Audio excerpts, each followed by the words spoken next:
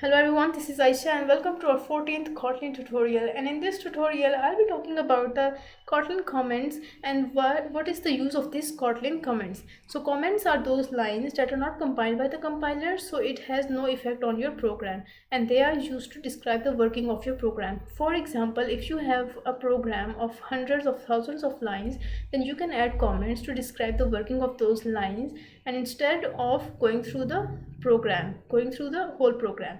Then in Kotlin programming language, we have two types of comments. The first one is the multi-line comment, and then we have single line comment. So these multi-line comments are created by using this slash, and then we have an asterisk, and then to end this comment we have again an asterisk and then a slash.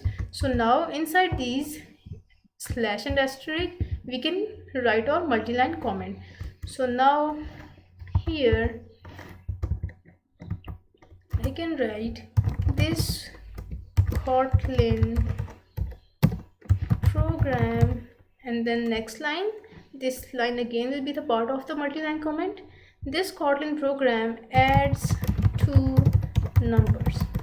So now we have added a multi-line comment which describes the working of the whole program, and now I'm going to use a single line comment which will describe the working of for each statement, each Kotlin statement.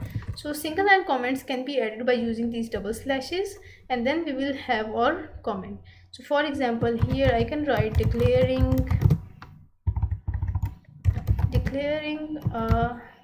an integer. So now this comment has described the working of this statement, and comments should be meaningful, and this is because comments are actually used to increase the readability of the program and to describe the working of the program.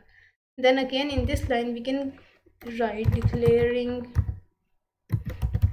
another integer, and then in this line we can write adding two integers and then printing two, or printing the addition. So now we have a multi-line comment which can be used or which can be written in multiple lines. Then we have the single line comment, and we have used this single line comment to describe the working of each statement. So guys, that's it for this tutorial. Thank you guys for watching the video, and I'll see you in the next tutorial.